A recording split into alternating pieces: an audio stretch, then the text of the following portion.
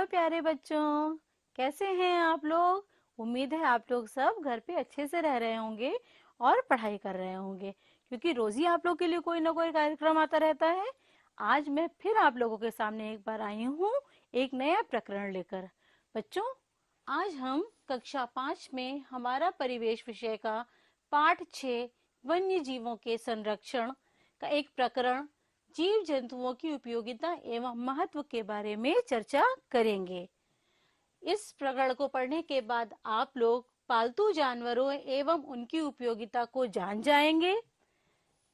आप लोग वन्य जीवों एवं उनके महत्व को जान जाएंगे और साथ ही साथ जीवों के प्रति संवेदनशीलता का विकास होगा आपके अंदर। तो बच्चों, ये आज हम लोग सीखेंगे। आइए मैं अपने प्रकरण के ऊपर वापस आती हूँ। सबसे पहले मैं आज के प्रकरण की शुरुआत करूंगी एक पहेली से। पहेली सुनिए। टॉमी मेरा नाम है, भौंकना मेरा काम है, कोई आए तो दांत दिखाऊं, दोस्त आए तो पूंछ हिलाऊं। सबको पता चल गया ना, टॉमी नाम और भौंकने का काम कौन करता है? कुत्ता। बिल्कुल सही बच्चों। तो इस पहेली का जवाब है कुत्ता। तो आप लोग को मालूम है कि कुत्ता हम लोग क्या करते हैं? पालते हैं अपने घर में, है ना, क्योंकि वो हमारे घरों की रखवाली करता है। चलिए अब मैं इसी पर आगे जंतुओं की बात करती हूँ। ये देखिए कितने सारे सुंदर सुंदर जानवर हैं। अच्छे लग रहे हैं ना बच्चों आप लोग को?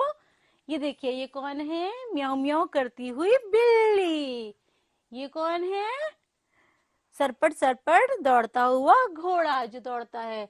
ये कौन है? हमारे घर में पली हुई प्यारी सी गाय। ये कौन है? छोटा सा चूहा जो हम लोग के कपड़े भी कुतर जाता है, किताबें भी कुतर जाता है। ये कौन है? और ये तो जंगल का राजा शेर है। ये कौन है? ये जमीन पर चलने वाला सबसे बड़ा जानवर हाथी। तो आप तो इन सारे जानवरों को पहचानते हैं ना। अच्छा, अब ये बताइए कि इनमें से कौन कौन से जानवर ऐसे हैं जिनको हम अपने घर में रखते हैं या घर में पाल लेते हैं, और कौन से जानवर ऐसे हैं जिनको हम अपने घर में नहीं पाल सकते हैं। सबको पता है कि बिल्ली को हम अपने घर में पालतू बनाकर रखते हैं ताकि वो चूहों को मारकर खा जाए। और कितनी प्यारी होती है ना बिल्ली कि मन करता है कि उसको गोद में लेके बैठे रहें।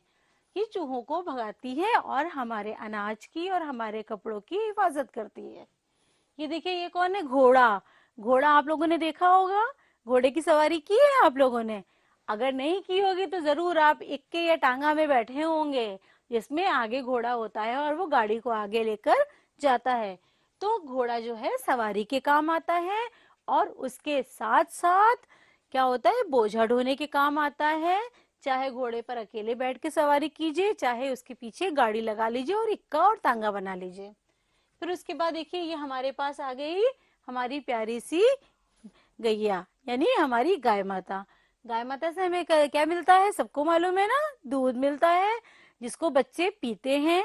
और खाली दूध नहीं मिलता है, दूध से बनी हुई और सारी ढेर सारी चीजें भी हमें दूध से मिलती हैं। इसीलिए तो हम लोग गाय को अपने घर में पालते हैं ना बच्चों, क्योंकि हमें गाय से दूध मिलता है।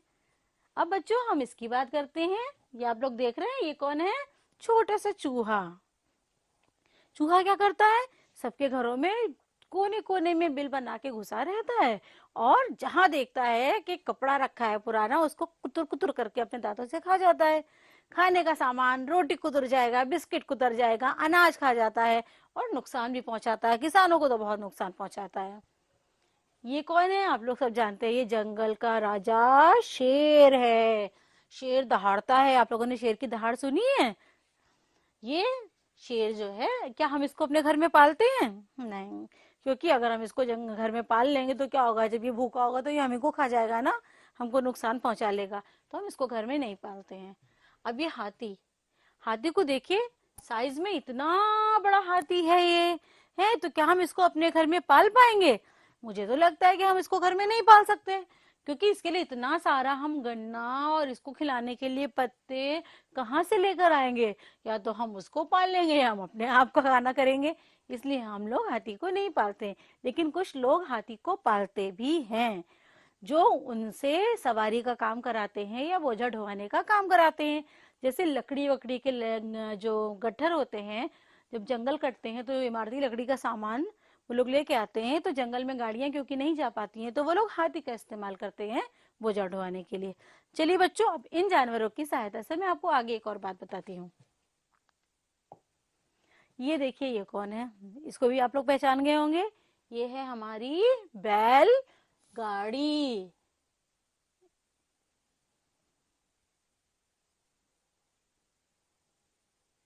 ये देखिए बैलगाड़ी, ये है हमारी बैलगाड़ी। ये देखिए बैल के पीछे क्या बंधी हुई है, गाड़ी बंधी हुई है। और बैलगाड़ी क्या करती है, पीछे लोगों को एक स्थान से दूसरे स्थान पर लेकर जाती है। और बैलों से और भी काम कराया जाता था ना, जब खेतों में कराई जाती है तो वो किससे द्वारा कराई जाती है बच्चों, बैलों के द्वारा। अब तो सब ट्रैक्टर से भी करते हैं, लेकिन पहले बैलों से ही कराई जाती थी। अब बच्चों, ये सारे जानवरों को हमने जो नाम बताया, इनके ऊपर एक कविता है, वो देखिए मैंने आप लोगों के लिए बनाई है, आप लोगों को अच्छी लगी होगी। बैठे जानवर सभी एक दिन मिलजुल कर बतियाने, बैठे जानवर सभी एक दिन मिलजुल कर बतियाने, सोच विचार करें सभी वो आखिर कहाँ वो जाएं, सोच विचार करें सभी वो आखिर कहाँ वो जाएं, गर्मी की छुट्टी भी हो गई घर बैठे घबराएं, सबने आखिर सोच लिया कि पिकनिक पर वो जाएं। शेर सबका राजा था तो कहने लगा वो सबसे, कुछ ना कुछ लेकर आएंगे सभी लोग अब घर से। हाथी बोला, हाथी बोला, मैं लाऊंगा गन्ने का मीठा मीठा रस, चूहा बोला मैं लाऊंगा मूंगफली और बिस्किट, गाय बोली मैं लाऊंगी ठंडी ठंडी लस्सी, लस्सी के बारे में सुनकर बिल्ली को आ गई मस्ती, घोड़ा बोला मैं ढोऊंगा सबका ये सामान, बैल बोला मेरी गाड़ी भी है अब तैयार। तो बच्चों देखिए, अभी हमने जिन जानवरों के चित्र आपको दिखाए थे, ये उन्हीं के ऊपर एक कविता बनी हुई है। और जरा गौर से इस कविता को देखिए कि सारे जानवर एक दिन बैठे हो, उनकी गर्मी की छुट्टी हो गई थी, तो उन्होंने सोचा कि क्या करें, तो सबने पिकनिक पर जाने का प्लान बनाया। और देखिए, हाथी क्या लेकर आया, गन्ने का रस, क्योंकि हाथी को गन्ना पसंद है। चूहा क्या लाया, मूंगफली और बिस्किट, क्योंकि चूहा छोटा होता है तो वो मूंगफली के दाने ला सकता है। गाय बोली मैं लाऊंगी ठंडी ठंडी लस्सी, क्योंकि लस्सी बनती है दही से और दही बनता है दूध से, तो गाय ने भी वही चीज लाने के लिए कहा ना, जो कि वो आसानी से ला सकती थी। फिर घोड़ा बोला मैं ढोऊंगा सबका ये सामान, क्योंकि घोड़ा बोझा ढोने का सामान जो है वो काम करता है और सामान को ले जाता है, तो इसीलिए उसने कहा मैं सबका सामान ढो लूंगा। तभी बैल कहने लगा कि बैल बोला मेरी गाड़ी भी है अब तैयार, कि मेरी गाड़ी तैयार है, जिसको पीछे गाड़ी में बैठना है वो बैठे, चले हम लोग पिकनिक पर चलते हैं। तो बच्चों देखिए, ये जानवरों के बारे में ही छोटी सी कविता थी। आप लोग को ये कविता अच्छी लगी होगी, अगर अच्छी लगी हो तो इसको याद करिएगा और पढ़िएगा।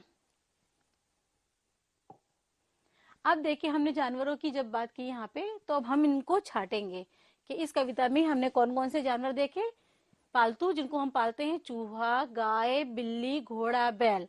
देखिए, चूहे की बात यहाँ पे आती है तो हम ये कहेंगे चूहा हमारे देश में हम लोग नहीं पालते हैं, क्योंकि चूहा अगर हम पालेंगे तो ये तो किसानों का दुश्मन है और हमारी चीजों को नुकसान पहुंचाता है। लेकिन अन्य देशों में चूहे को भी एक पालतू जानवर की तरह पाला जाता है, इसलिए आप लोग को सिर्फ ये जानकारी देने के लिए मैंने यहाँ पे पालतू जानवर में चूहे का नाम लिखा है। आप लोग इससे कंफ्यूज मत होइएगा कि हम लोग भी पाल रहे हैं इसको। फिर जंगली जानवर में आ गए शेर और हाथी, उसके अलावा भेड़िया हो सकता है, बारहसिंगा हो सकता है, हिरन हो सकता है। तो बच्चों बहुत सारे और जानवर हैं, लोमड़ी, सियार, नीलगाय, ये सब हमारे जंगली जानवर हो सकते हैं। और हम पालतू जानवर देखें तो वो भी बढ़ जाएंगे, मुर्गी भी हो सकती है, बत्तख भी हो सकती है, उन सबको भी पाला जाता है। तो बच्चों, अब आप लोग को ये अंतर तो समझ में आ गया होगा कि वो जानवर जिनको हम अपने घरों में पालते हैं, जिनका हम उपयोग करते हैं, उन्हें हम पालतू जानवर कहते हैं। और जिनको हम नहीं पालते और अपने घर में नहीं रख सकते हैं, उनको हम वन्य जीव या जंगली जानवर कहते हैं। नेक्स्ट आ जाता है, देखिए बच्चों, पालतू जानवरों का उपयोग। जैसे अभी मैंने आप लोग को बताया कि गाय ने कहा था लस्सी लाने के लिए कविता में, तो लस्सी का दही बनेगा किससे, दूध से। तो गाय के दूध से हमें और क्या क्या मिलता है? दूध, दही, मक्खन, मलाई, छाछ, पनीर, चीज, ये सारे आइटम्स, खोया, ये सारी चीजें जो होती हैं वो हम किससे बनाते हैं? दूध से। इसीलिए गाय हमारे लिए बहुत ही अधिक उपयोगी पशु है। अगले पशु की बात हम करते हैं, बैल। देखिए बैल, अभी हमने कविता में पढ़ा था कि बैलगाड़ी यानी वो यात्रियों को ले जाने का काम भी कर रही है, और यहाँ पर लिखा है जुताई। तो हम खाली एक काम बैल से नहीं कराते हैं, बैल से हम खेतों की जुताई भी कराते हैं, और साथ साथ बैलगाड़ी से लोग आने जाने का काम भी करते हैं उन स्थानों पर जहां पर अभी मोटर गाड़ी या ट्रेन या बसों की सुविधा नहीं हुई है। अभी भी हमारे देश में कई गांव ऐसे हैं जो इतने अंदर की तरफ बसे हुए हैं कि जहां के सड़क के बाहर तक तो हम बसों से जा सकते हैं, लेकिन अंदर 3-3, 5-5 किलोमीटर अंदर गांव बसे हैं, तो वहां पर इन्हीं बैलगाड़ियों का सहारा लिया जाता है। फिर बात आ जाती है घोड़ा। घोड़ा भी सवारी के काम आता है और बोझ ढोने के, जैसे मैंने आप लोग को बताया भी, इक्का और तांगा। और उसके अलावा क्योंकि घोड़े की रफ्तार बहुत तेज होती है, तो प्राचीन समय से जो राजा महाराजा हुआ करते थे वो घुड़सवारी करते थे, और जो जंग के मैदान में जाते थे तो वो घोड़े पर सवार होकर ही जाते थे। देखिए गधा सामान ढोने का काम करता है। शहरों में देखा जाता है जब लोग अपना अपना मकान बनवाते हैं और उनका मकान का सामान, ईंटें, मोरंग, सीमेंट जाने के लिए गाड़ी जाने की जगह नहीं होती है कि वहां पे ट्रैक्टर ट्रॉली जा पाए, तो वो लोग उस सामान को गलियों में जो पहुंचवाते हैं वो गधे के द्वारा या खच्चर के द्वारा पहुंचवाते हैं। उसके ऊपर लाद कर वो पतली पतली गलियों में पहुंचवा देते हैं ताकि वो उसके अंदर पहुंच जाए। अब देखिए नेक्स्ट हमारे पास आया था बकरी। बकरी से हमें मांस मिलता है। जो लोग मांसाहारी होते हैं वो बकरी का मांस जो है वो खाने में इस्तेमाल करते हैं। नेक्स्ट देखिए मुर्गी। मुर्गी से हमें अंडा मिलता है। अंडे का इस्तेमाल बहुत सारी चीजों में किया जाता है। केक बनाने में, अंडे का ऑमलेट बना के खा सकते हैं, या लोग पोल्ट्री फार्म में भी आगे बढ़ाने के लिए उसका अंडे का इस्तेमाल करते हैं। इसी तरीके से मुर्गी का मांस भी खाया जाता है। फिर आ जाता है बिल्ली। बिल्ली हमारी चूहों से रक्षा करती है, हमारे कीमती सामान को चूहों से बचाने का काम करती है। फिर नेक्स्ट हमारे पास आ जाता है ऊंट। ऊंट भी एक पालतू जानवर है जिसका मैंने अभी नाम नहीं लिया था। और ऊंट की एक विशेषता ये होती है कि ये उन स्थानों पर चल लेता है जहाँ पे अन्य जानवर अच्छे से नहीं चल पाते हैं, क्योंकि ऊंट के जो पैर होते हैं वो गद्दीदार होते हैं, और ऊंट मुख्य रूप से रेगिस्तान में चलता है। रेगिस्तान क्योंकि रेत से भरा हुआ होता है, तो ऊंट के लंबे गद्दीदार पैर जब उसमें जाते हैं तो रेत धंसती कम है गद्दीदार पैरों की वजह से, और ऊंट उस रेगिस्तान में चल लेता है आसानी से। जबकि कोई और जानवर जब उस रेगिस्तान में चलता है तो उसके पैर धंस जाते हैं और वो उतनी तेजी से नहीं चल पाता है, इसीलिए ऊंट को रेगिस्तान का जहाज भी कहा जाता है। फिर आगे बात हमारे पास, जाड़े के मौसम में हम कैसे कपड़े पहनते हैं बच्चों? सबको पता है ऊनी कपड़े पहनते हैं। अब ऊनी कपड़े बनते किससे हैं? ऊन से। तो ऊन हमें जो प्राप्त होता है वो भेड़ और याक से प्राप्त होता है। यहाँ पे मैंने भेड़ का नाम लिखा है कि भेड़ से ऊन प्राप्त होता है, और उस ऊन से ऊनी कपड़े यानी स्वेटर, शॉले, दास्ताने, मफलर आदि बनाया जाता है। फिर आखिरी जानवर हमारा यहाँ पे आ जाता है, देखिए कुत्ता। कुत्तों के बारे में मैंने आप लोग को बताया कि हम लोग रखवाली करवाते हैं अपने घर की, या पुलिस इस्तेमाल करती है। क्यों? कुत्ते का ही इस्तेमाल क्यों किया जाता है अपराधियों को पकड़ने में? और कुत्ते का इस्तेमाल हम घर की रखवाली के लिए क्यों करते हैं? उसका एक कारण यह है, मैं आपको पिछले पार्ट में बता चुकी हूँ, थोड़ा सा दोहरा रही हूँ, कि क्योंकि कुत्ते की सूंघने की, सुनने की और देखने की क्षमता मनुष्यों की तुलना में लगभग 4 गुना ज्यादा होती है। तो हम उस आवाज को नहीं सुन पा रहे हैं यदि कोई हमारे घर की तरफ आ रहा है, और ना हम उसकी गंध सूंघ पा रहे हैं यदि कोई हमारे घर की तरफ आ रहा है। लेकिन कुत्ते ने उस गंध को सूंघा, उसकी आवाज को भी सुना कि पैदल चलने की पदचाप की आवाज आ रही है, तो कुत्ता भौंकने लगता है। हम सोचते हैं कुत्ता क्यों भौंक रहा है, हमें तो कुछ दिखाई भी नहीं दे रहा है, लेकिन कुत्ते के संवेदी अंग इतने ज्यादा डेवलप हैं कि कुत्ते को मालूम है कि कोई इस घर की तरफ आ रहा है, तो वो अजनबी को देखते ही भौंकना शुरू कर देता है। इसीलिए अजनबी लोग उससे डरते भी हैं, क्योंकि वो अजनबियों को देखकर दांत दिखाता है और उनको दौड़ाता है, और अगर कोई खतरनाक लगता है तो उसको काट भी लेता है। तो बच्चों, आप लोगों को पालतू जानवरों का उपयोग समझ में आ गया होगा। अब रही बात पालतू जानवरों का उपयोग, चलिए पालतू जानवरों का उपयोग तो हमें मालूम है कि हमें कुछ ना कुछ उनसे प्राप्त होता है। तो क्या जंगली जानवर या वन्य जीव भी हमारे लिए इतना ही इंपॉर्टेंट है, इतने ही उपयोगी हैं जितने कि हमारे लिए पालतू जानवर होंगे? जरूर, बिल्कुल। क्योंकि हम यहाँ पे देखते हैं जंगली जानवरों का महत्व क्या है हमारे जीवन में। मान लीजिए ये शेर है, ये हमारा जंगल का राजा है, ये मांसाहारी होता है और ये हिरन को, नीलगाय को, बारहसिंगे को, इन सबको खाता है। चलिए हम एक एग्जाम्पल मानते हैं, हिरन की बात ले लेते हैं या बकरी की बात ले लेते हैं।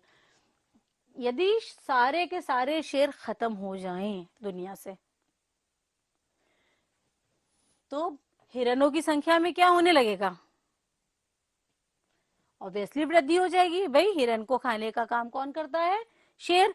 अगर शेर मर जाएंगे, शेर है ही नहीं जंगल में, तो हिरन क्या हो जाएंगे? बढ़ते चले जाएंगे, बढ़ते चले जाएंगे। जितने हिरन बढ़ेंगे उनको खाने के लिए उतने अधिक पेड़ पौधे चाहिए होंगे। तो पेड़ पौधे हिरनों ने खा लिए तो मनुष्यों के लिए क्या बचा? कुछ नहीं बचा। यानी पूरा का पूरा जो सिस्टम चला आ रहा है वो क्या हो गया? बिगड़ गया। चलिए ये तो हमने मान लिया एक एग्जाम्पल। अब अगर हम शेर को जिंदा रखें, सारे हिरनों को मार डालें, अगर सारे हिरन सारी बकरियां मर जाएं, अब बताइए सारे हिरन बकरियां मर गए तो मर जाएंगे तो पेड़ पौधों का क्या हाल होगा? पूरे पूरे जंगल जो हैं वो कितने घने हो जाएंगे, घास कितनी बड़ी बड़ी हो जाएगी। उसको कौन खाएगा? क्योंकि उसको खाने वाले तो है ही नहीं। ये जब है ही नहीं तो पेड़ पौधे क्या हो जाएंगे? बेइंतहा हो जाएंगे, बहुत अधिक संख्या में। लेकिन इतने पौधे होने के बावजूद भी शेर के किस काम के? क्योंकि शेर तो घास खाता ही नहीं है, शेर तो पेड़ खाता ही नहीं है। तो जितने भी मांसाहारी जीव होंगे वो इनके ना होने के कारण अपने आप ही मर जाएंगे। जब वो मर जाएंगे तो पूरे प्रकृति का संतुलन बिगड़ जाएगा और आखिर में झेलना किसको पड़ेगा? मनुष्य को, यानी मानव को। तो ये देखिए, संतुलन बनाए रखना प्रकृति का कौन करता है? वन्य जीव और जंगल। यानी जंगल में जो वन्य जीव रह रहे हैं और वहां पे जो पेड़ पौधे हैं वो एक ऐसा संतुलन बना के रखते हैं दुनिया में, ताकि जिससे हर जीव जंतु और पेड़ पौधों की संख्या में समानता बनी रहे और हमारा जो पृथ्वी है वो उसके कारण बनी रहे, सुरक्षित रहे और समाप्त ना होने पाए। लेकिन हम लोगों ने जंगलों को काट कर उस संतुलन को बिगाड़ा, जिसका खामियाजा हम आज पॉल्यूशन के रूप में या प्रदूषण के रूप में भुगत रहे हैं। इसीलिए कहते हैं कि जंगली जानवरों का भी हमारे जीवन में बहुत अधिक महत्व है। नेक्स्ट बच्चों, आप लोग देखिए, जानवरों के प्रति संवेदनशीलता। चलिए इसको करने से पहले हम आप लोगों को एक कहानी सुनाना चाहेंगे। एक बहुत छोटी सी कहानी है। एक राजा था। राजा ने एक दिन अपनी सभा बुलाई और सभा बुलाने के बाद कहा कि जाओ जाके ढूंढ के लाओ, अपने मंत्रियों से कहा ढूंढ के लाओ कि कोई जीव जंतु ऐसा हो जो किसी काम का ना हो, जिसका कोई उपयोग ना हो। जाओ उसको ढूंढ के लाओ और पता लगाओ। अब सारे मंत्रियों ने सबको काम पे लगा दिया और फिर कई महीने की उन लोगों ने खोज की, रिसर्च की। खोज करने के बाद आखिर में आके एक जवाब दिया कि महाराज, एक जंतु ऐसा है जो किसी काम का नहीं है, उसका कोई काम ही नहीं है। तो राजा ने पूछा कि वो कौन सा है? सबने कहा सर, मकड़ी जो होती है उसका कोई कार्य नहीं है, वो बिल्कुल अनुपयोगी जंतु है, वो हमारे किसी काम की नहीं है। तब राजा ने सोचा, अच्छा ये तो बड़ी अच्छी बात बता दी कि मकड़ी जो है वो अनुपयोगी है, तो सारी मकड़ियों को मरवा दिया जाए। लेकिन तभी क्या होता है कि दुश्मन देश जो होता है वो इस राजा के देश के ऊपर आक्रमण कर देता है। राजा को कहीं छुपने की जगह नहीं मिलती है और वो जाता है जहाँ पे उसके जंगल होते हैं और गुफाएं होती हैं, वहां जाके गुफा में छुप जाता है। लेकिन मकड़ियां जो होती हैं, जब राजा उस गुफा के अंदर चला जाता है तो बाहर से घना घना जाल बना देती हैं। जब घना जाल बन जाता है तो जब उसके दुश्मन उधर से गुजरते हैं तो वो सोचते हैं कि अरे गुफा के बाहर तो जाल बना हुआ है, इसके अंदर तो कोई होगा ही नहीं। तो वो ऐसे ही टाल के चले जाते हैं और इस तरीके से राजा की जान बच जाती है। फिर राजा जब निकल के बाहर आता है तो वो अपने मंत्रियों से कहता है कि तुम लोगों से किसने कहा कि मकड़ी किसी काम की नहीं है? आज उसी मकड़ियों ने हमारी जान बचाई। अगर उन्होंने जाला ना बुना होता तो आज मैं मर गया होता दुश्मनों के हाथ से। तो हम ये कह ही नहीं सकते बच्चों कि कोई भी जंतु हमारे लिए उपयोगी नहीं है। इवन एक छोटा सा कीड़ा, एक जो पतंगा होता है, उसका भी हमारे प्रकृति में कोई ना कोई महत्व है। अगर वो समाप्त हो जाएंगे तो हमारी प्रकृति के संतुलन में बदलाव आ जाएगा।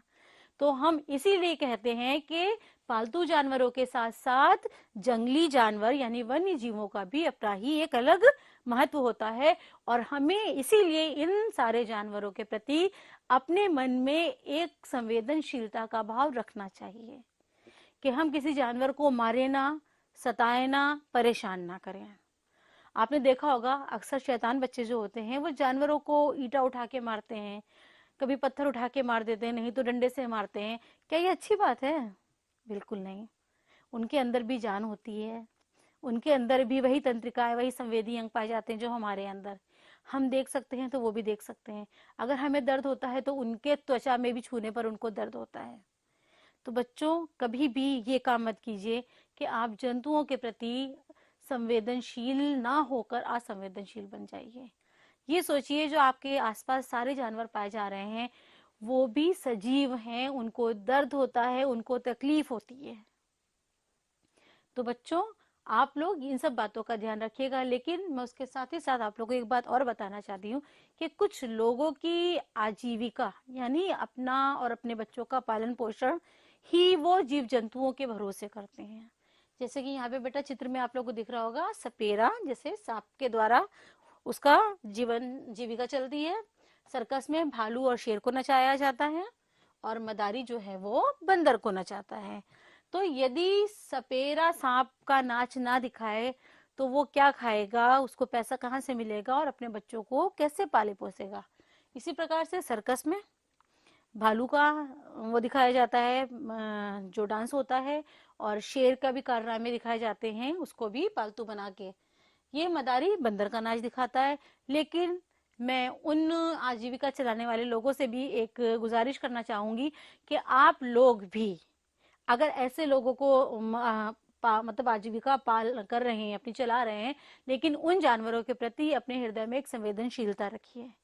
आप अपनी आजीविका चलाइए लेकिन उनका भी ख्याल रखिए जिसकी वजह से आपकी आजीविका चल रही है।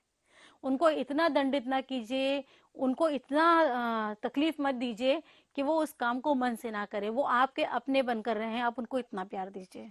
और बच्चों मैं आप लोगों से भी कहूंगी कि अगर आप कभी इन लोगों को देखें कि उनके ऊपर जो है जैसे सपेरा सांप को बहुत कठिनाई से रख रहा है, इसमें सर्कस में भालू के ऊपर जो है वो ज्यादा चाबुक चलाया जा रहा है, या बंदर को वो मदारी डंडे मार रहा है, तो आप लोग उस मदारी को रोकिए, उसको खाना दीजिए और कहिए कि तुम आजीविका चलाओ लेकिन इनके ऊपर जुल्म ना करो।